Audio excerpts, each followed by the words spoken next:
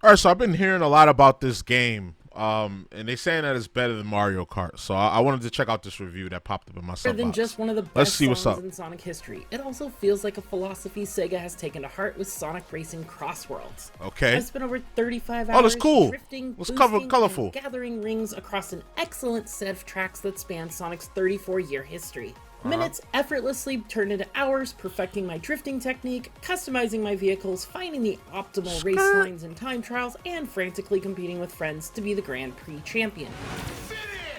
Sonic Racing CrossWorlds could have just been another pit stop among a Grand Prix of 2025 kart racers, but instead it put the pedal to the metal and refused to let me take my hands off the wheel. Okay. This sounded like an 8. Oh, hold on. Music kind of go crazy. CrossWorlds Racing is quick to pick up thanks to its intuitive and straightforward controls, essentially boiling down to 4 main actions: accelerate, drift, brake, and using items. Racing feels great whether you're zipping into shortcuts, landing massive trick combos for a boost, or nailing a complicated drift that asks you to rapidly change direction on a curvy path. Look like their version of Rainbow Road, low key. As every action fluidly transforms from one into the next, provided my opponents didn't send any items my way. Oh, got him. The generous placement of boost panels and item capsules on most courses meant it rarely took more than a few seconds to get back on track, and you can reduce that lag time even further depending on how you tune your vehicle. Power vehicles are great at shoving other racers around, handling vehicles make it easier to nail even the trickiest of sharp turns, and the long-awaited return of Sonic Riders hoverboards enabled me to boost like no other when hitting dash panels or using the boosting wisp items. You know, this is completely off topic. Well, not completely off topic. It's still within the genre. You know what game I miss? I miss Grid. Remember that was like Mario Kart, but like with real cars and real graphics and shit like that. I miss that. Was it Grid or was it called something else? I think it was called Grid. Correct me if I'm wrong. The headlining feature is the fantastic CrossWorlds mechanic. Outside of the final race during a Grand Prix, the second lap of each race almost seamlessly transports everyone to a different course. Warping from the naval scenery of Metal Harbor to the incredibly curvy Chow Park or another CrossWorld course will keep you on your toes every race. Different vehicle types excel on different tracks, so making the second lap random adds depth when customizing your ride, since you need to consider variables beyond just the course you've chosen. My speed-focused vehicle would sing on tracks with many straightaways, but would often give up a few positions to racers who tuned for handling on tracks with constant curves, so I always had one loadout focused on being adaptable. You'll occasionally transform into flight and water forms too, and I was never unhappy to seize the opportunity to change things up. Flight forms always handled like a dream, though a few of the water form sections can feel clunky until you figure out the correct timing to accelerate, drift, and trick on each course. The last lap of each race returns to the original track, but there are significant changes during it. Paths that were inaccessible open up, improved item boxes appear, and more hazards show up on the course. There are even significant structural changes, like a rocket in Metal Harbor finally launching, which removes 2 paths and forces everyone into a newly formed I'm gonna pause this. Hold on. It was called Blur for Xbox. Yeah, because I had this game. It was like it felt like Mario Kart, but like real, characters and shit. I was there. I had to stop the video because it was bothering me.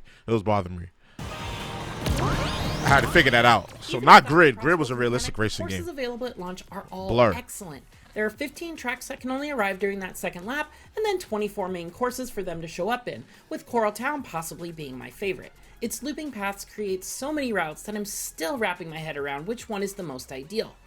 Other standouts are classic stages like Market Street, which originated as Rooftop Run in Sonic Unleashed, and Radical Highway from Sonic Adventure 2, which had me riding the main cables to the top to leave my competitors behind. Every course feels perfectly tuned with risks and rewards. Different routes have different advantages, with some having more rings to help you reach your maximum top speed, while others having more boost panels to provide some speed in the short run in the hopes you'll either get far enough ahead to not need the extra rings, or at least have enough breathing room to pick them up later. A kart racer wouldn't be complete without items to inject a little chaos, and most of CrossWorlds had me shouting with equal amounts of either excitement or bitterness depending on if I was on the giving or receiving end. That's how it is with the kart racers. From Sonic Colors are here, letting me cut across off-road sections and dodge certain attacks like the punishing slime and weight items, but the tornado quickly became my favorite item because of its ability to negate most incoming attacks while also dealing damage to as many opponents that I could bump into. And then there's the monster truck, because who doesn't love doing this? Hey. I like that. You can customize your races with gadgets which offer a wide range of extremely impactful bonuses. Your racing skills still remain the most important factor, but when utilized to their maximum potential, gadgets can be the difference between getting first and fourth place. You can pre-build 5 gadget panels and then swap between them before each race, which helps you adjust to specific situations. There are gadgets to alter your vehicle's stats, improve drift performance, increase the rings you can carry, and grant unique starting items that normally can't be found in races, like a warp ring that teleports you on top of the racer just ahead of you, causing you to squish them. That's funny. Building my panels became a tiny puzzle with no wrong answers, and it scratched that min-maxing itch I love in games. Your base stats are determined by your character and vehicle choice, and the roster has characters from Sonic Adventure, Heroes, Riders, Advance, Rush, and even the recent newcomers like Sage from Frontiers. It didn't take long for me to find my- I'm not really up on the Sonic lore like that. I know Shadow, I know Silver, I know the other basic, I know Amy, you know, I know obviously Tails. I'm not really too caught up on the Sonic lore though. My favorite in Shadow using Dr. a modified Eggman. speed type vehicle so much that I used him to clear all 8 cups on the Sonic Speed and Super Sonic Speed difficulty. A foregone conclusion. While it was rare for most CPU opponents to give me trouble, a few of the Grand Prix still had the ideal amount of challenge thanks to CrossWorlds' modular rival system. That picks a random character to be your rival for a Grand Prix, and they then act as a supercharged CPU. They also interject with snarky comments, adding a bit of character to what could have just been a slightly more competent CPU racer. Disappear, you weak blue hedgehog. It's not over yet, Shadow. Oh, you could get tricky in this. Donpa tickets based on your performance and by achieving certain feats. That includes things like using the most items or being the one to choose the course for lap 2.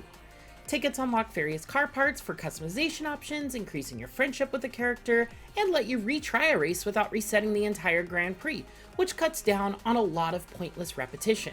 But befriending characters is the biggest ticket sink, as it will take thousands of races if your goal is to maximize your ranking with everyone. Giving your favorite characters tickets will earn you cosmetics like titles, decals, and alternate costumes in return. These specific unlockables get really expensive really fast. It took me 3,000 tickets to earn the first 4 rewards for Shadow, including 1 alternate costume, and there's still... And I mentioned this with Mario Kart. Just that trophy or achievements, if it's on Xbox, I'm not sure. Like, just that adds a whole nother layer to the game because it gives you some type of incentive to keep playing it. I feel like Nintendo is kind of missing the mark there by not putting in some type of system like that. Like, I don't even know what they would call it, but they need to come up with a system like that because I know me, it entices me to play more, to be honest. Like, especially after I finish a game and let me see how many trophies I got. Oh, I missed that one. I'm gonna try to go get that one. Oh, this is the secret one. Oh yeah, I'm gonna definitely try to go find that. Like, there's incentive with that trophy system or the achievement system on Xbox. Even Steam has it. Like, Nintendo, y'all gotta come on.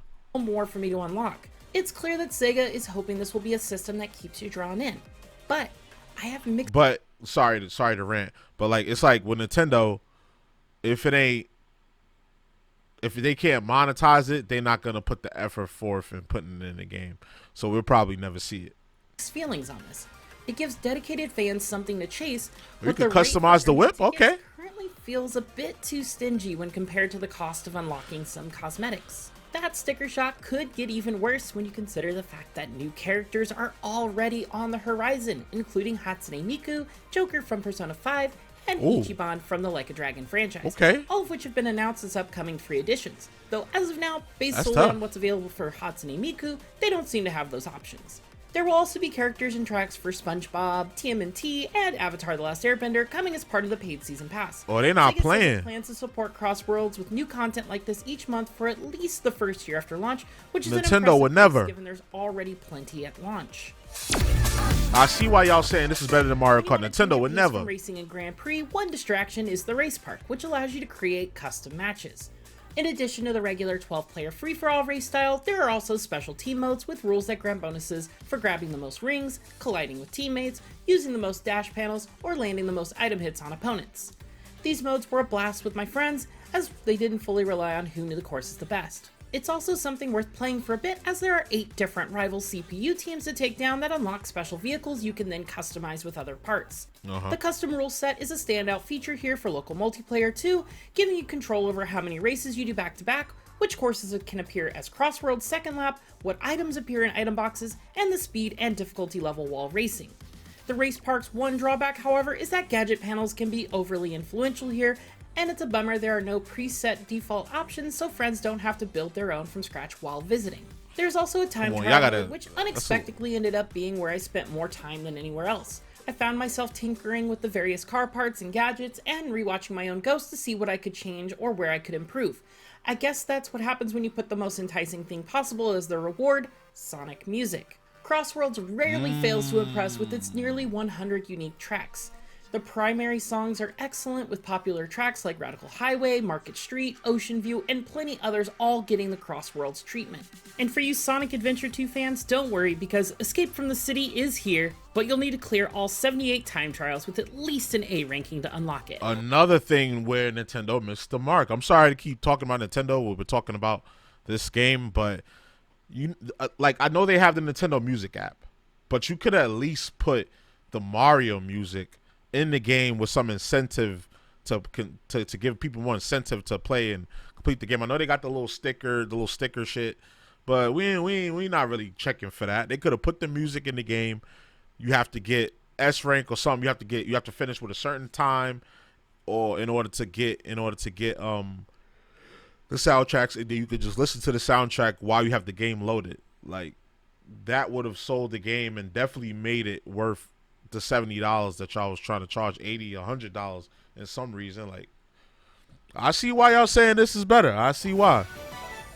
Similar to Sonic X Shadow Generations from last year, unlocking this music lets you assemble a custom playlist and then change the music for each lap, which then impressively transition into each other. The last and potentially the most critical element that could decide whether CrossWorlds takes the podium is how online play functions. We only had a few days to test it ahead of launch, but to my enjoyment, it worked as well as I'd hoped, with the caveat that my not quite full lobbies were regularly supplemented with CPUs to fill the remaining spots. Still, I saw virtually no lag with my wired connection. Online does have a drawback compared to this year's Mario Kart World, since it's limited to just one player per console, but the inclusion of crossplay is at least a decent trade-off. You're even incentivized to play online by unlocking more gadgets as you rank up. It's great that my custom soundtracks and everything I earned in offline mode carried over, and you're still able to earn all the offline gadgets by playing online.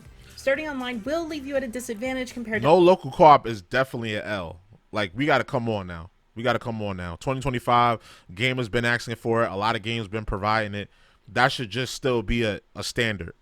Others like myself who spent time earning gadgets first, which also could have been mitigated by some preset default gadget plate options.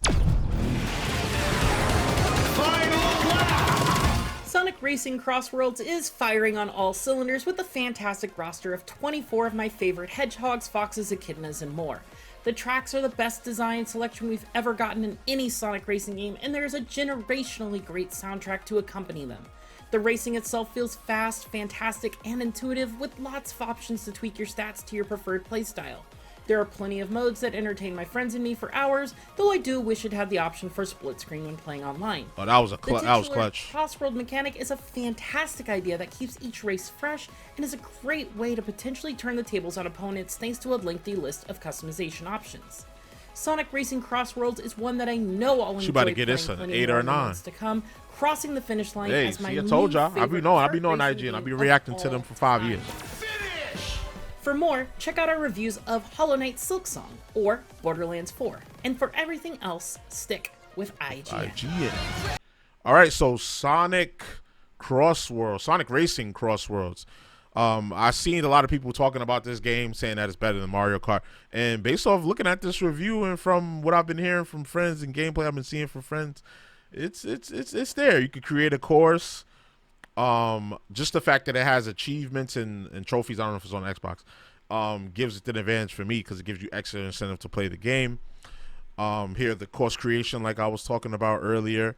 No local co-op, which was kind of an L, but the fact that you can have all of the Sonic music from back in the days, and you just have to get an A rank. I think it said an A rank in the races to unlock it.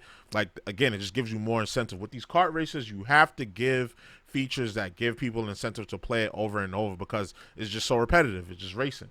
So I think Sega understands that, and they put foot to ass on this one. So yeah, y'all let me know how y'all feel about that in the comments. Y'all already know the vibes. Like, comment, subscribe, all that good stuff.